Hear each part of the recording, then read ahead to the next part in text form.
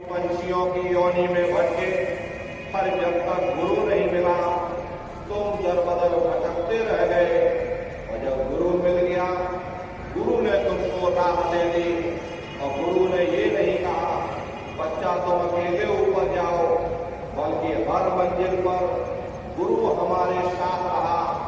गुरु ने सरिता पर्वत बनाई, जस जस जिनकी कसरत गाई।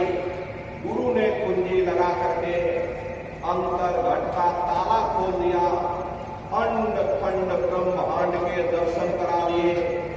तब ये साधक कहता है भाई मेरा प्रेम, मेरा प्यार केवल मेरे गुरु के चरणों में है। याते सतगुरु का पद भारी, और सतगुरु सब नहीं कोई विचारी। इसीलिए गुरु का दर्जा सबसे बड़ा है, गुरु का दर्जा सबसे ऊंचा है। गुरु के बराबर इस जगत में, इस संसार में कोई नहीं। प्रेमी भाई बहनों, महात्मा जितने भी हुए और जितने भी साधक हुए, सभी गुरु की महिमा, गुरु का गुणगान करते हैं। अपने गुरु को याद रखो। सत्य नाम जानू ना नामी, लिख ग्रंथ सब करत बताना। गुरु के मुकाबले न सत्य नाम है न नामी है, गुरु सबसे ऊंचा। क्योंकि प्रेमी भाई बहनों, गुरु ने कुंजी लगा करके अंतर घट का ताला खोल दिया। गुरु न होते हम इस संसार में भटकते रह जाते, कुछ जानते ही नहीं। वो तो गुरु की दया कृपा। अरे हम लोग गुरु महाराज के पास नहीं, बल्कि गुरु महाराज ने अपनी दया कृपा से हम प्रेमी भाई बहनों को खींचा। हमारे आपके मेले पाप पर अपने सिर पर उठाए, और हम प्रेमी भाई बहनों को नाम की अमोलक दौलत दे करके और जीवों को सूरत को शब्द के साथ जोड़ा। प्रेमी भाई बहनों, ये अमोलक दौलत गुरु महाराज ने लाखों करोड़ों प्रेमी भाई बहनों खुले मैदान में बांट करके। प्रेमी भाई बहनों, ऐसे अनामी महाप्रभु इस धरती पर पधारे। हम लोग सौभाग्यशाली हैं, हम लोग अहो सौभाग्यशाली। ऐसे समर्थ महापुरुष हैं जिन्होंने हम जीवों को अपनाया। इसीलिए महात्मा कहते भाई मेरा प्रेम, मेरा प्यार मेरे सतगुरु के चरणों में। जाके हृदय गुरु पर प्रीति, काल कर्म बातें नहीं जीती। जिसके हृदय में अपने गुरु के प्रति प्रेम है, गुरु के प्रति श्रद्धा है, गुरु के प्रति आस्था है, ऐसे प्यारे साधकों को स्वयं सदगुरु लेके आते हैं। प्रेमी भाई बहनों, गुरुमुख की गति सबसे भारी, गुरुमुख कोटिन जीव बारी। गुरुमुख सबसे बड़ा क्यों है? क्योंकि गुरुमुख अपने कमाए हुए नाम का एक कर दे करके करोड़ों करोड़ जीवों का उद्धार कर सकता। धन धन राजा जनक है, जिन सुमरन किया विवेक। और एक घड़ी के ताप में देखो राजा जनक, जब राजा जनक स्थूल शरीर को छोड़ करके जाने लगे, उस समय धर्मराज ने पूछा, धर्मराज से पूछा भाई ये जीव नरकों में क्यों रो रहे? तो प्रेमी भाई बहनों, धर्मराज ने बताया ये इनके कोटे पाप कर्मों का नरक, इसलिए ये लोग रो रहे हैं। तो धर्मराज से कहा कि क्या किया जाए इनके लिए, कैसे इन जीवों को बताया जाए? तो धर्मराज ने उनको उपाय बताया कि अगर कोई महात्मा नाम की कमाई का फल दे दे तो इन जीवों का नरकों से उद्धार हो सकता। तब राजा जनक ने ढाई बड़ी नाम की कमाई का फल दे करके करोड़ों करोड़ जीवों का उद्धार। कहाँ लग महिमा गुरुमुख गाऊं, कोई न जाने कि समझाऊं। हरे महात्माओं की हस्ती शक्ति को कहाँ तक बयान किया जाए। हरे प्रेमी भाई बहनों, कुंजों की अवस्था वही जानते जो कुंजों के साथ आसमानों की उड़ान हो। ये कबूतर तीतर क्या जाने कुंजे किस देश के वासी। जो रूहानी मंडलों की सैर करते वही महात्माओं को पहचान सकते। बाकी तो ये सारा संसार ये ख्याल के जाल में फंसा, जग में पड़ा काल का घेरा और जीव करे 84 फेरा। सारा संसार ही ये काल के जाल में फंसा। काल अपने भक्तों को स्वर्ग वैकुंठ भी देता है और नरक 84 भी देता। तपो राजा राजो नरका, बुरे कर्म किए बुरा न देता, अच्छे कर्म किए अच्छा न देता। ये कर्म प्रधान देश है। यहाँ जैसा कर्म करोगे वैसा ही फल तुमको मिल जाएगा। यदि बुरे कर्म करोगे तो नरकों 84 में चले जाओगे प्रेमी भाई बहनों, और अच्छे कर्म करोगे तो स्वर्ग वैकुंठ में चले जाओगे। यदि बुरे कर्म लोहे की जंजीर है तो अच्छे कर्म भी सोने की बेड़ियां। आत्म यही कहता, जब तक ये जीवात्मा निष्कर्म नहीं हो जाएगी कभी उस परमात्मा को प्राप्त नहीं कर सकती। अगर बुरे कर्म किए प्रेमी भाई बहनों, अच्छे कर्म किए तो राजा महाराजा बन गए, कौमों मजहबों मुल्कों की हुकूमत हासिल कर ली, लोहे की जंजीरें उतर गई, सोने की बेड़ियां पड़ गई, हाथ से झाड़ू निकल गई, हुकूमत की बागडोर मिल गई। ज्यादा से ज्यादा हम स्वर्ग वैकुंठ में चले जाएंगे। वो भी भोग योनियां हैं, एक निश्चित समय के लिए मिलती है। पुण्य कर्म समाप्त हो जाने के बाद में फिर मृत्युलोक में भेज दिया जाएगा। जो ऊपर से नीचे उतारे जाओगे, स्वर्ग वैकुंठ से जो जीव नीचे उतारा जाता तो किसी बड़े घर में जन्म मिल जाएगा, और बड़े घर में जन्म लेने के बाद बहुत भला अच्छा कर्म करेगा तो फिर बुरे खोटे कर्म किए तो फिर नरकों 84 में चले गए। ऐसे ही आवागमन चलता रहता, लेकिन मुक्ति नहीं मिलती। बिना कर्म कोई काया नाही, जग बस रहा कर्म के माही। कोई शरीर बिना कर्म के नहीं। ये सूरज चांद सितारे, ये जमीन ये आसमान सब कर्मों के अधीन है। कर्म होते हैं काया बनती, काया बनती है कर्म भी बन जाते। प्रेमी भाई बहनों, ये एक दूसरे पर सब आश्रित है, एक के बगैर दूसरा हो ही नहीं। जिस दिन से दुनिया बनी ये कर्मों का अटल कानून चला रहा। युग बदलते रहते, समय बदलता रहता, लेकिन ये कर्मों का कानून नहीं बदलता। कर्म भूत सब जग को लागा, या से बचे नहीं कोई जागा। कर्मों का ये भूत सारे संसार के जीवों को लगा हुआ। कोई ऐसी जगह नहीं है जहां कर्म ना हो। कर्मों के ही वशीभूत होकर के ये मनुष्य बार बार जन्म लेता मरता। जन्म लेने और मरने की पीड़ा सब मामूली पीड़ा नहीं होती। जन्म लेते और मरते समय घनघोर पीड़ा होती है। सहजोबाई ने उस पीड़ा को बयान किया कि सहजो मौतें आईया, अंग अंग दिया तोड़, और हिया जले छाती फटे, उठे वीर घर। गुरु महाराज सत्संग में कहते थे, जैसे 1 लाख बिच्छू एक साथ हमारी जिस्म पर डंक मारे, उससे भी लाखों करोड़ों गुना जाता मौत के समय में दर्द होता। जब मृत्यु आती है तो किस तरह से प्राण निकलते हैं। देखो प्रेमी भाई बहनों, आप भी अच्छी तरह से समझ लो। जैसे संसार में महाप्रलय आती, महाप्रलय के समय क्या होता, सबसे पहले पूरी पृथ्वी रह जाती है। ये पृथ्वी पानी में घुल करके और पानी बन जाती है। मानव सृष्टि की प्रलय एक बड़ी कयामत है और शरीर की प्रलय छोटी कयामत। तो जैसे ही मौत आएगी सबसे पहले गुदा चक्र टूटेगा, क्योंकि गुदा चक्र में पृथ्वी तत्व पाया जाता। गुदा चक्र टूट करके ऊपर इंद्रिय चक्र में समा जाएगा। इंद्रिय चक्र में जल तत्व पाया जाता, यानी जल ने पृथ्वी को खोल दिया। फिर जब इंद्रिय चक्र टूटेगा तो ऊपर नाभि चक्र में समा जाएगा।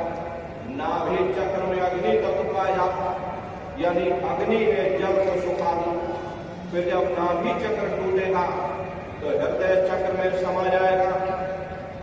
हृदय चक्र में वायु का वास है, यानी वायु ने फिर अग्नि को अपने में समाहित कर लिया और इस तरह से वायु आकाश मोड़ गई।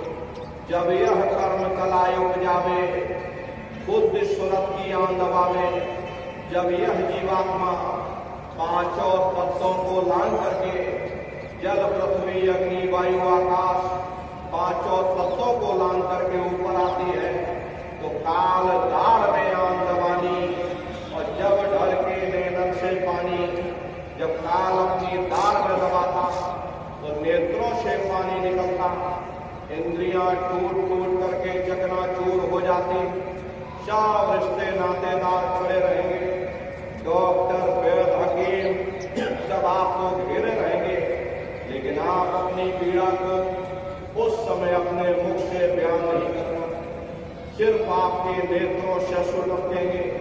यमदूत आते हैं, प्राणों की डोरी को तोड़ देते, जैसे ही प्राणों की डोरी टूटी जीवात्मा निकल करके बाहर शरीर से आ जाती।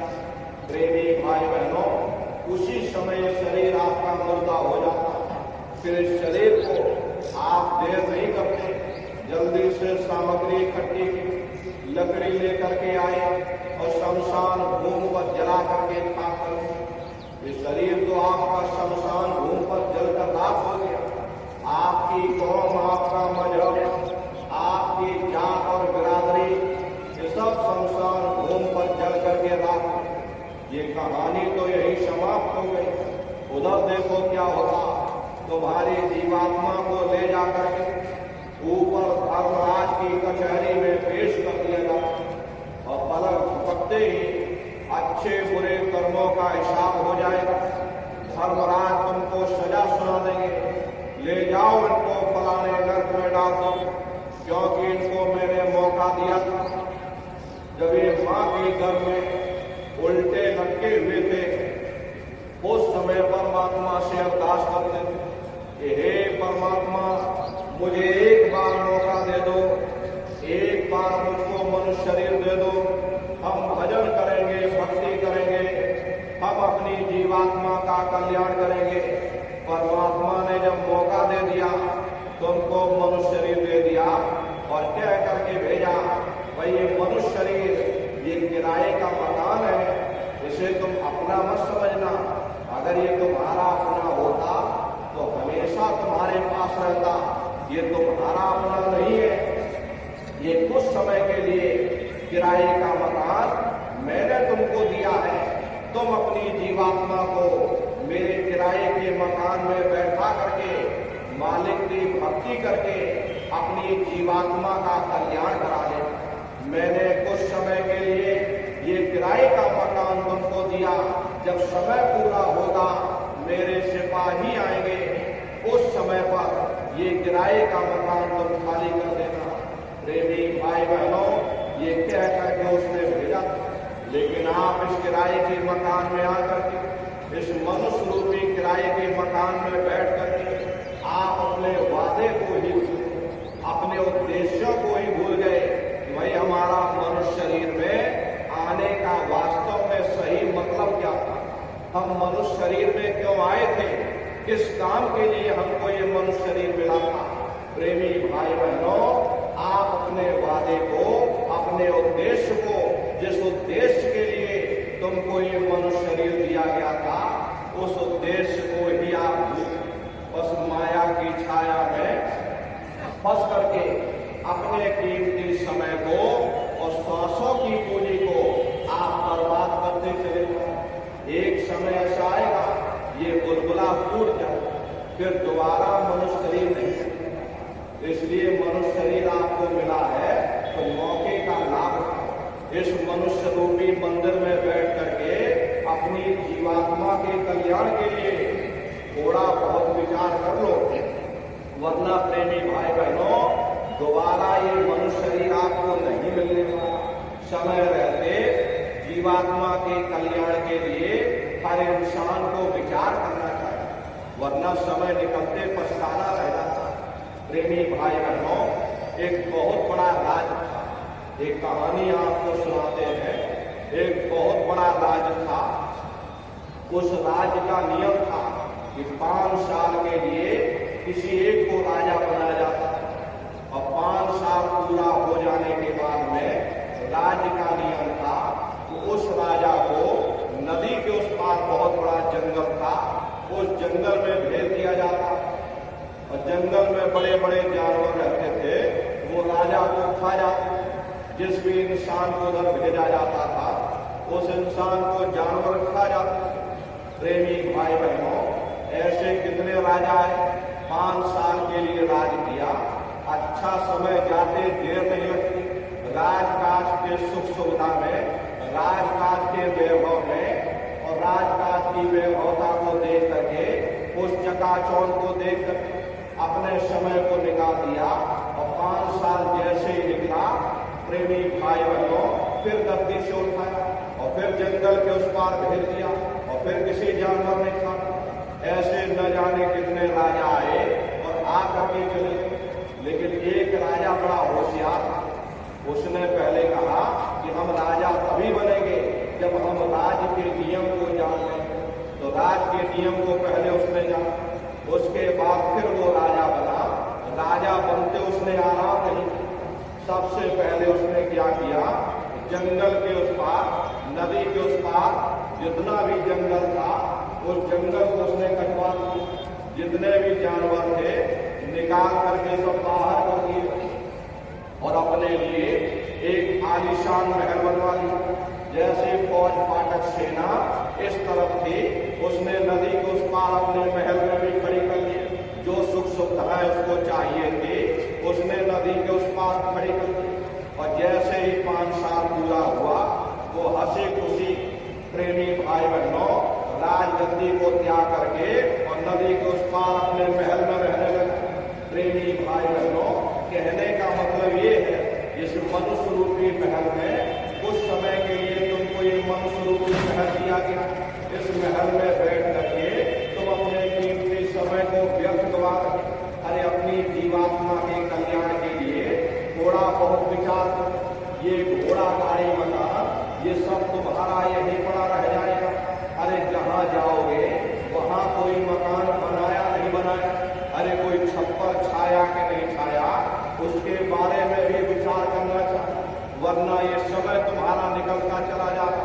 तो प्रेमी भाई बहनों, जब ये जीवात्मा धर्मराज के दरबार में पहुंचती है, धर्मराज सजा सुना देते, ले जाओ इसको फलाने नरक में डाल, क्योंकि मैंने इसको मौका दिया था जब ये माँ के घर में उल्टा लटका हो।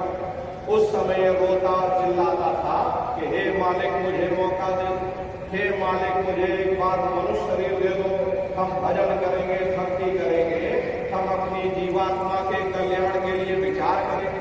जब परमात्मा ने तुम्हारी पुकार सुनी, तुमको मौका दे दिया, मनुष्य रूपी महल दे दिया, इस महल में बैठ करके तुमने अपने कीमती समय को और श्वासों की पूंजी को बर्बाद कर, इसलिए उसने सजा सुना दी, ले जाओ तो फलाने नरक में डाल दो। ले जाओ। मामूली पीड़ा नहीं होती, नरकों की पीड़ा असहनीय वेदना होती है।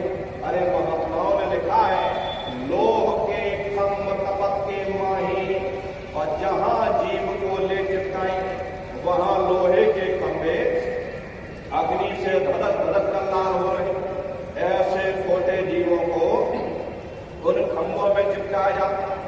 जीव हाय हाय करके तड़पता है, तड़प तड़प जीव जुलम बुखारी, और तपत खम्भ दुखी उपजे भारी। असहनीय वेदना होती है, असहनीय दुख दर्द होता, जीव रोता और चिल्लाता रहता। वहां कोई तुम्हारी पुकार सुनने वाला, कोई तुम्हारी दर्द भरी आवाज को सुनने वाला नहीं। अरे नंदारियों, ये दुर्दशा क्यों हो? क्योंकि हम लोग मनमुखी हो गए, मन के कहे पर चलने लगे, मन के कहे पर चल करके अच्छे बुरे कर्म करने लगे। कर्मों का ये जखीरा अंबार के अंबार हमने अपने सिर पर लाद लिए, आज भी कर्मों का भोग पा रहे। हर महात्मा कहते हैं, भाई नरक अनेक और कहाँ लग कहो बखान, और दुख भुगते यह जीव जो जाने जो भोग क्षमा, कहते भाई एक नर्क नहीं, ऐसे वहां अनेकों अनेक नर्क बने, अलग अलग नर्क बने। ये जीव अपने अपने कर्म के अनुसार 84 लाख योनियों में प्रेमी भाई बहनों नरकों में भटकता रहता, और नरकों की यातनाएं भोगने के बाद इसी जीवात्मा को सीधे मनुष्य शरीर नहीं दिया जाता, बल्कि इसे 4 खान 84 लाख योनियों में डाला जाए। ये 4 खान 84 लाख योनियां ये कोई मामूली योनियां नहीं होती। 4 खान का मतलब अंडज पिंडज उपमज स्थावर। ये 4 खाने पहली श्रेणी पेड़ पौधों की आती है, जिनके अंदर पानी का तत्व मौजूद होता। कभी ये भी मनुष्य हुआ करते थे, लेकिन आज अपने कर्मों का भोग पा रहे हैं एक जगह पर खड़े हुए। दूसरी श्रेणी कीड़े मकोड़ों की आती है, जिनके अंदर पृथ्वी और अग्नि का तत्व मौजूद होता। तीसरी श्रेणी पंछियों की आती, और चौथी चौपाई जानवरों की आती, और 5वीं स्वयं इंसान की आती है, जिसके अंदर 5 तत्व जल पृथ्वी अग्नि वायु आकाश 5 तत्व मौजूद हो। तो प्रेमी भाई बहनों ये 4 खाने हैं, इनकी अलग अलग 84 लाख योनि। अब आप पेड़ पौधों को ही देखो तो नीम का पेड़ अलग, आम का पेड़ अलग, ऐसे ही अलग अलग प्रजातियों के कीड़े मकोड़े, अलग अलग प्रजातियों के पशु पंछी, कुल मिलाकर के 84 लाख योनियां। हम दुनिया के जीव अपने अपने कर्म के अनुसार नरकों की यातनाएं भोगने के बाद इन्हीं 84 लाख योनियों में भटका। 84 लाख योनियों की सबसे जो आखिरी योनि होती है वो गाय और बैल की योनि होती है। गाय स्त्री का रूप लेती है और बैल पुरुष का रूप लेते हैं। ये 84 लाख योनियों की सबसे आखिरी योनि है। उसके बाद तब जाकर के हम लोगों को दोबारा ये मनुष्य शरीर प्राप्त होता। इसीलिए कहा गया कि बड़े भाग्यवान स्तन पाया, बड़े सौभाग्य से हम लोगों को ये मानव तन मिला। बड़े से बड़े देवी देवता भी इस मानव तन को पाने के लिए तरसते हैं, क्योंकि 84 लाख योनियों से उन नरकों से निकलने का केवल एक ही रास्ता है, वह केवल मनुष्य का शरीर। इसी मनुष्य शरीर में बैठ करके हम मालिक की भक्ति कर सकते। इसीलिए संतों महात्माओं ने इस पंच भौतिक शरीर को सच्चा हरि मंदिर कहकर याद किया कि हरि मंदिर यह शरीर है, ज्ञान रतन प्रकट होए, ये असली हरि मंदिर है। जब भी वो परमात्मा मिलेगा इसी हरि मंदिर के अंदर मिलेगा। इसी पंच भौतिक शरीर को ईसा मसीह साहब ने टेम्पल ऑफ लिविंग गॉड यानी जिंदा खुदा का मंदिर कहकर याद। इसी पंच भौतिक शरीर को मुसलमान फकीरों ने कुदरती काबा कहकर याद किया। ये असली कुदरती काबा है। खुदा का दीदार जब भी होगा इस कुदरती काबे के अंदर जाकर होगा। कुदरती काबे की तू और मेहराब में सुन गौर से आ रही धुर से सदा, और तेरे बुलाने के लिए प्रेमी भाई बहनों महात्माओं ने समझाने की कोशिश की कि भाई कुदरती काबे की तू यानी शरीर के अंदर जाकर के इस कुदरती काबे के अंदर जाकर और मेहराब में सुन गौर से यानी इन 9 द्वारों से अपने ख्याल को समेटो और 10वें द्वार पर एकाग्र करो, जहां ये जीवात्मा बैठी है यही कुदरती काबे का मेहराब है। फिर फरमाया यार ही धुर से सदा, तेरे बुलाने के लिए यानी खुदा की दरगाह से परमात्मा के घर से अत्यंत मीठे से मीठे सुरीली से सुरीली आवाज हमारे आप के अंदर दिन और रात फुनकारे दे रहे। उस आवाज को पकड़ने की कोशिश करो। उसी आवाज को संतों महात्माओं ने शब्द या नाम कह करके याद, वह शब्द को पकड़ लो, उस नाम को पकड़ो। जब तुम्हारी ये जीवात्मा शब्द को पकड़ लेगी तो शब्द को ही पकड़ करके ये जीवात्मा अपने घर वापस पहुंचेगी, क्योंकि शब्द को पकड़ करके ये जीवात्मा नीचे आई है, तो शब्द को ही पकड़ कर ऊपर जाएगी। शब्द धरती, शब्द आकाश, शब्द शब्द भया प्रकाश, और सगले सृष्टि शब्द के पाछे, और नानक शब्द घटे घटे आछे। प्रेमी भाई बहनों, शब्द को पकड़ करके ये जीवात्मा ऊपर से नीचे आई। प्रेमी भाई बहनों, हम लोग ऊपर से नीचे कैसे आए, जरा उसे आप अच्छी तरह समझ लो। पहले यहाँ कुछ नहीं था, पहले यहाँ ना आप थे, ना हम थे, न ये पेड़ पौधे पशु पंछी, कुछ नहीं। न पहले देवी थे, न देवता, न ब्रह्मा थे, न विष्णु थे, न महादेव, पहले कुछ नहीं था। तो पहले कौन था? आपके धर्म पुस्तकों में लिखा है कि एक अनीय अनामा अविसच्चिदानंद प्रभु धामा। एक अनीय अनामी महाप्रभु अपने अनामी धाम में अखंड राज किया। उस मालिक की मौज मर्जी थी, उन्होंने 3 लोक का विस्तार किया, यानी अगम लोक, अलग लोक और सत्य लोक। अगम लोक में अगम पुरुष को बैठाया, अलग लोक में अलग पुरुष को बैठाया, और सत्य लोक में सत्पुरुष भगवान को बैठा दिया। काफी समय जब बीत गया तो नीचे की रचनाओं का विस्तार सत्पुरुष भगवान ने अपनी मौज मर्जी से किया। उन्होंने अपनी आवाज पर अनंतों अनंत ब्रह्मांडों की रचना की और अपने 16 पुत्रों को नीचे उतार दिया। निरंजन भगवान, जिनको दुनिया ईश्वर कहती है, सत्पुरुष भगवान के सबसे छोटे पुत्र। इन 16 पुत्रों ने नीचे आकर घन घोर तपस्या की और अपने पिता को प्रसन्न करके, यानी सत्पुरुष भगवान को प्रसन्न करके सतलोक के समान राजमान। राज चेतन पर किया जाता, जड़ पर नहीं किया जाता। इसीलिए इनको जीवात्माओं का छोटा सा भंडार दे दिया गया। जब जीवात्माएं ऊपर से नीचे उतारी जाने लगी, जब हमको आपको ऊपर से नीचे उतारा जाने लगा, तो हम लोग घबराने लगे। उस समय सतपुरुष भगवान ने आदेश दिया कि तुम जाओ, जाकर नीचे आराम से रहो, और जब समय पूरा होगा तब तुम वापस चले आना। सतपुरुष के आदेश पर ये रूहें, ये जीवात्माएं नीचे आने को तैयार हो गई, यानी हम और आप नीचे आने को तैयार हो गए। सबसे पहले 4 प्रकार के कपड़े हमारे आप के ऊपर डाले गए। कारण कपड़ा, सूक्ष्म कपड़ा, लिंग कपड़ा और स्थूल कपड़ा। ये 4 प्रकार के कपड़े हमारे आप के ऊपर डाले गए और शब्द को पकड़ा करके मंजिल दर मंजिल किसी जीवात्मा को धीरे धीरे नीचे उतारते चले गए।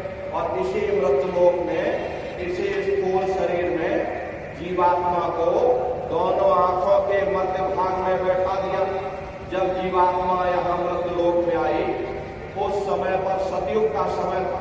सतयुग योगी सब विज्ञानी करे हर ध्यान करे भव प्राणी। उस समय सब ज्ञानी और विज्ञानी थे, सबकी आंख कान खुली हुई थी, रोज मालिक का दर्शन दीदार करते थे, रोज आते और रोज जाते थे। और जब समय पूरा हो जाता था, ये जीवात्माएं अपने देश वापस चली जाती, फिर लौट करके कभी मृतलोक में नहीं आती। ऐसे न जाने कितनी जीवात्माएं अपने देश वापस लौट गई। तब निरंजन भगवान ने विचार किया कि हमने इतनी मेहनत करके, हमने इतनी तपस्या करके सतपुरुष भगवान को प्रसन्न करके जीवात्माओं का छोटा सा भंडार वरदान के रूप में मांग लिया। अगर ये जीवात्माएं ऐसे ही अपने घर वापस चली जाएंगी, इन पर हम कोई रोक टोक नहीं लगाएंगे, तो एक दिन मेरा राज्य समाप्त हो जाएगा। तो उन्होंने बड़ी होशियारी के साथ कर्मों का विधान बना दिया। कर्मों का विधान बना करके इस संसार में जीवात्माओं को सुना दिया, भाई ये पुण्य कर्म है, ये पाप कर्म है। और जीवात्माओं से कह दिया गया कि काल रूप में दिन कर्म दाता और शुभ अशुभ कर्म फल दाता, यानी मैं काल रूप हूँ और शुभ अशुभ कर्मों का मैं फल दूंगा। कर्म करने की स्वतंत्रता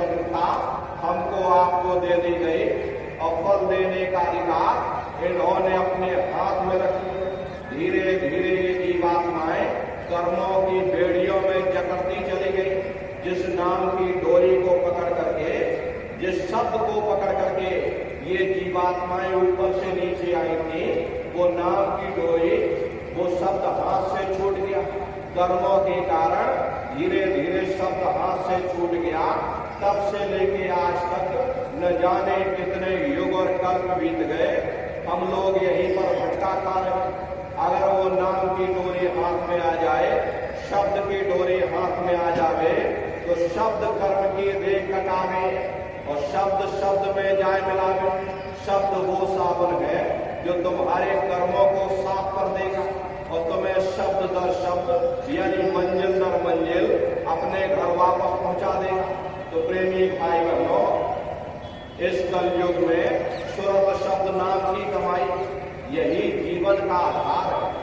जीवात्माएं अगर इस भवसागर से पार होना चाहते हैं तो एक ही आधार इस कलयुग में है, सुरत शब्द नाम की कमाई।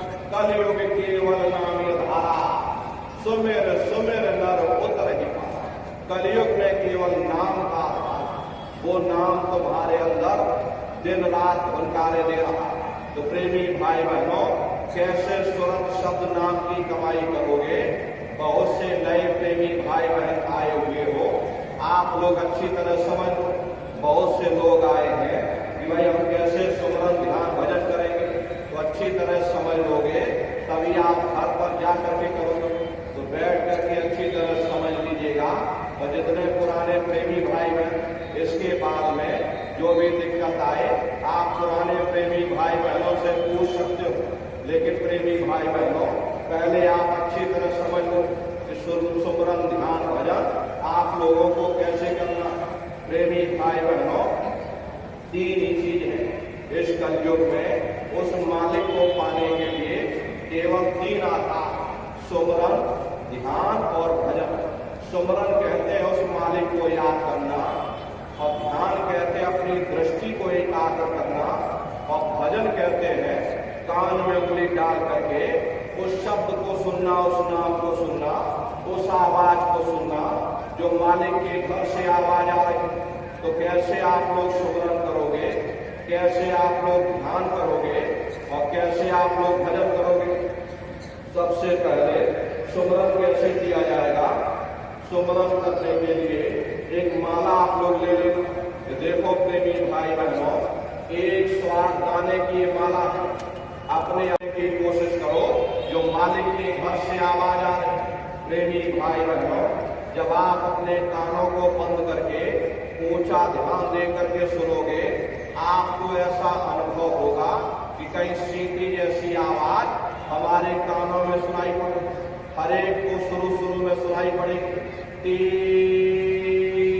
इस तरह से सीटी जैसी आवाज शुरू में सभी को सुनाई पड़ेगी।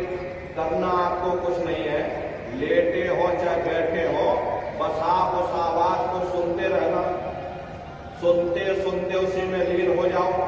जब आप उसमें लीन हो जाओगे तो कुछ समय बाद में आपको अनुभव होगा कि कहीं बड़ी दूर से एक महीन आवाज, घंटे और शंख की आवाज हमारे कानों में गूंज रही। जैसे मंदिरों में घंटियां बजती हैं, टन टन टन टन, इसी तरह घंटे और शंख की आवाज सुनाई। उसी घंटे शंख की आवाज को महात्माओं ने शब्द या नाम, ये प्रेमी भाई बहनों, महात्माओं ने लिखा है कि पोथी पढ़ जग मुआ, पंडित भयान कोई, और 2.5 अक्षर प्रेम का पढ़े सो पंडित हो।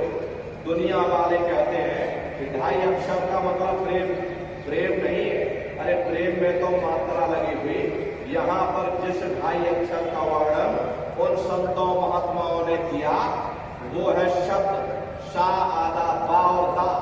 उसी शब्द को महात्माओं ने नाम कहा। प्रेमी भाई बहनों, कलयुग केवल नाम रहा और सुबह नर उतर पारा। उसी घंटे शंख की आवाज को महात्माओं ने शब्द या नाम कहकर याद किया। उसी घंटे शंख की आवाज को मुसलमान फकीरों ने कलमा कहा।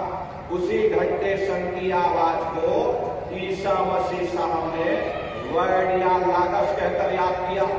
उसी घंटे संग की आवाज को गुरु नानक साहब ने गुर की वाणी सच्ची वाणी अनहद वाणी कहकर याद किया। चीन में जो महात्मा हुए उन्होंने इसको ताओ कहकर याद किया। उन अलग अलग महात्माओं ने अपनी अपनी भाषा में हम लोगों को समझाने की कोशिश की है कि भाई वो घंटे संग की आवाज तुम्हारे अंदर गूंज रही, वो आपको सुनाई पड़ेगी। लेकिन शुरुआती समय में आपको ऐसा मालूम होगा कि कहीं बड़ी दूर पर घंटियां बज रही, लेकिन सुनाई हरेक को पड़ेगी। प्रेमी भाई बहनों, जब घंटे संग की आवाज आपको सुनाई पड़ने लग जाए तब आप सीटी की आवाज को छोड़ देना और घंटे संग की आवाज को पकड़ लेना, उसको आप सुनने लग जाना। जब आप उसको सुनने लग जाओगे फिर वो आवाज धीरे धीरे बढ़ना शुरू होगी और बढ़ते बढ़ते इस कदर बढ़ेगी कि आपके रोम रोम में घंटे और संग की आवाज गूंजने लगेगी। इस मनुष्य शरीर के अंदर, मनुष्य शरीर के रोम रोम में, इस हरि मंदिर के रोम रोम में वो घंटे और संग की आवाज गूंजने लगेगी। प्रेमी भाई बहनों, वो आवाज आपको अपनी ओर खींचना शुरू करेगी और जब खिंचाव होगा तो जीवात्मा का फैला हुआ प्रकाश 9 द्वारों से सिमटने लगेगा। अब ये 9 द्वार कौन कौन से हैं, इसे आप अच्छी तरह समझ देखो। प्रेमी भाई बहनों, 2 आंख, 2 कान, 2 नाक के स्वाद, 1 मुंह और 2 मलमूत्र का रास्ता, ये शरीर के 9 दरवाजे। सबसे पहला दरवाजा गुदा चक्र आता है। गुदा चक्र में गणेश जी वास करते हैं। प्रेमी भाई बहनों, यहाँ पृथ्वी तत्व पाया जाता है। उसके ऊपर इंद्रिय चक्र आता है। इंद्रिय चक्र में जल तत्व पाया जाता, यहाँ पर ब्रह्मा जी वास करते। उसके ऊपर नाभि चक्र आता, नाभि चक्र में विष्णु जी वास करते। ये 8 दल का कवल है। यहाँ पर अग्नि तत्व पाया जाता। उसके ऊपर ये हृदय चक्र आता है। हृदय चक्र में शिव जी वास करते हैं। ये 12 दल का कवल। यहाँ पर वायु तत्व पाया जाता। उसके ऊपर एक कंठ चक्र आता, यहाँ पर आद्या महाशक्ति वास करती है। ये 16 दल का कवल है। और आप सबसे ऊपर, आपकी जीवात्मा सबसे ऊपर दोनों आंखों के मध्य भाग में बैठी है, जहां पर देवियां बिंदी लगाती हैं और पुरुष जहां टीका लगाते हैं। ये बिंदी और टीका इसीलिए लगाया जाता है क्योंकि यहाँ पर जीवात्मा बैठी है, उसका श्रृंगार किया जाता है और कोई दूसरा कारण बिंदी टीका लगाने का नहीं। तो यहीं पर बैठ करके जीवात्मा अपने प्रकाश को नीचे के चक्रों में फैलाती है, 9 द्वारों में अपने प्रकाश को फैलाती है।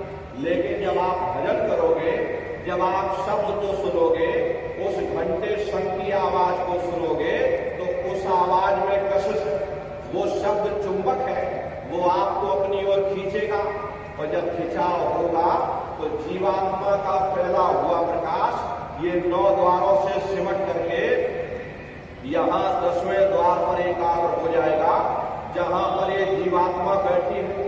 और जैसे ही पूरा प्रकाश सिमट करके यहाँ इकट्ठा हुआ, तुरंत शब्द जीवात्मा को खींच करके इस शरीर से बाहर कर देगा। फिर आप अपनी आंखों से देखिएगा कि हमारा शरीर ये है और हम ये हैं। आप अपने ही शरीर से फिर अलग हो जाओगे। प्रेमी भाई बहनों, शरीर से अलग हो जाओगे, जीवात्मा इस शरीर से अलग हो जाती है। इसका मतलब ये नहीं है कि आप मर जाओगे। मरने के समय और साधना के समय में अंतर होता है। और क्या अंतर होता, उसे भी आप अच्छी तरह समझो। जब प्रेमी भाई बहनों समय पूरा हो जाता, जीवात्मा शरीर से अलग होती है, प्राणों की डोरी टूट जाती है, फिर ये जीवात्मा शरीर में प्रवेश नहीं कर पाती। और साधना के समय जीवात्मा शरीर से अलग हो जाती, लेकिन प्राणों की डोरी बंधी रहती है। वो डोरी जब तक नहीं टूटेगी, जब तक सांसों की पूंजी समाप्त नहीं होती। तो जीवात्मा शरीर से बंधी रहती है, प्राणों की डोरी बंधी रहती है। इसीलिए जीवात्मा शरीर से अलग होकर के ब्रह्मांडों की सैर करके और फिर अपने शरीर में प्रवेश कर जाती है।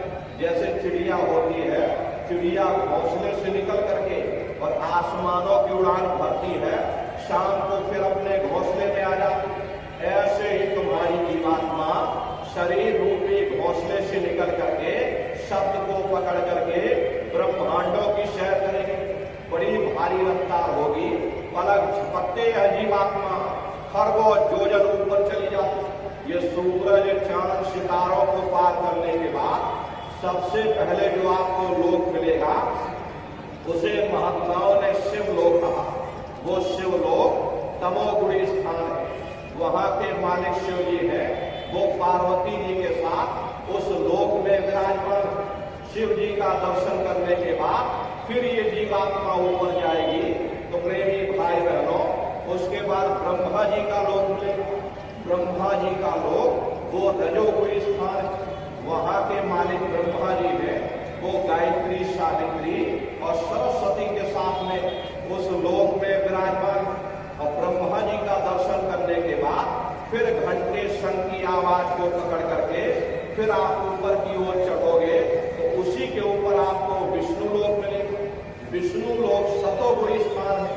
वहां के मालिक विष्णु जी है, उनका बड़ा मनमोहक स्वरूप, उनकी 4 भुजाएं हैं और चारों भुजाओं में प्रेमी भाई बहनों अलग अलग शस्त्र विराजमान।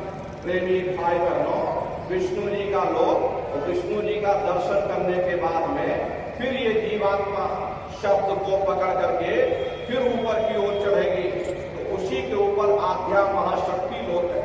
प्रेमी भाई बहनों, आध्या महाशक्ति का लोक पार करने के बाद में फिर ये जीवात्मा जब ऊपर जाएगी तो सबसे पहला खंड पड़ेगा, या यूं कह लीजिए कि पहला देश पड़ेगा जिसे महात्माओं ने सहस्त्रदल कंवल कहा। सहस्त्रदल कंवल वहां के जो मालिक हैं वो निरंजन भगवान। ये ब्रह्मा विष्णु महादेव ये निरंजन भगवान के ही पुत्र हैं। और ये आद्या महाशक्ति ये निरंजन भगवान की अर्धांगिनी है। और निरंजन भगवान स्वयं तीनों लोकों के मालिक। इन्हीं को त्रिलोकीनाथ कहा गया। हिंदू इन्हीं को परमात्मा कहते, मुसलमान इन्हीं को खुदा कहते, ईसाई इन्हीं को गॉड कहते। प्रेमी भाई बहनों, ये जल एक ही है। अब जल को आप पानी कह लो, चाहे जल को वाटर कह लो और चाहे जल को नीर कह लो, लेकिन जल तो जल ही रहेगा। हम लोग शब्दों के लफ्जों के झगड़े में उलझे हुए, भाई वो तुम्हारा खुदा है, वो मेरा परमात्मा। लेकिन वो परमात्मा, वो खुदा, वो ईश्वर, वो गॉड एक ही है और वो है सहस्त्रदल कंवल में विराजमान है। घंटे और शंख की आवाज जो हर इंसान के अंदर गूंज रही, वो आवाज उन्हीं के मुखार बिंद से हो रही। निरंजन भगवान का जो स्वरूप है वो ज्योतिष स्वरूप है। 1000 बातें की अखंड ज्योति वहां पर बराबर जल रही। हम आप यहाँ ज्योत जलाते हैं, उस ज्योत में तेल की भी जरूरत पड़ती है और बाती की भी जरूरत पड़ती, लेकिन वो अखंड ज्योति ऐसी है जिसमें ना तेल की जरूरत है और ना बाती की जरूरत है। पलटू शाह ने जिक्र किया कि उल्टा कुआ गगन में तिसमें जरे चिराग और तिसमें जरे चिराग, बिना रोगन बिन बाती और 6 ऋतु 12 मास जलत रहे दिन राती। सतगुरु मिले जो होए ताहि की नजर में आवे, बिन सतगुरु नहीं कोई वह को दर्शावे। वो अखंड ज्योति ऐसी है जिससे पूरा ब्रह्मांड प्रकाशमान हो रहा। न जाने कितने ऋषि मुनि, न जाने कितने पीर पैगंबर औलिया उस ज्योत पर कुर्बान हुए बैठे। प्रेमी भाई बहनों, जितनी भी अवतारी शक्तियां आई, राम आए, राम को वहीं से नीचे उतारा गया। इसीलिए उस देश को अयोध्या नगरी भी कहा जाता। और जितने देवी देवता ब्रह्मा विष्णु महादेव आपकी उत्पत्ति वहीं से हुई। वहां के धनी का दर्शन करने के बाद फिर ये जीवात्मा में कार्यक्रम होगा। उसके बाद बस्ती, गोरखपुर और गाजीपुर 3 जिलों में ब्लॉक लेवल पर कार्यक्रम होंगे। करीब 3 जिलों में 50 कार्यक्रम होंगे। 25 दिन में 50 कार्यक्रम। तो प्रेमी भाई बहनों, जो भी गाजीपुर, गोरखपुर और बस्ती के सत्संगी प्रेमी भाई हैं, आप लोग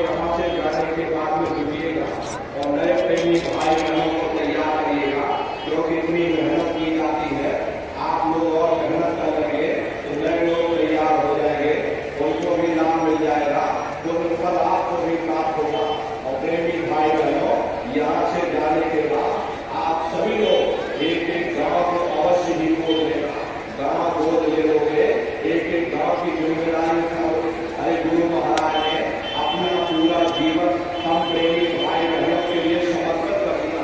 धर्म के प्रचार में अपना पूरा जीवन समर्पित किया। इसलिए हमारा कर्तव्य बनता है हम सभी लोग अपने गुरु महाराज के बताए हुए रास्ते पर चल करके गुरु महाराज के संदेशों को जन जन के बीच में पहुंचावे। तो प्रेमी भाई बहनों, आप सभी लोग भी एक एक गांव गोद लेकर के धर्म के प्रचार में अपने तन से योगदान दीजिएगा। नए लोगों को तैयार करके उनको गुरु पूर्णिमा के अवसर पर सत्संग में लेकर के आइएगा।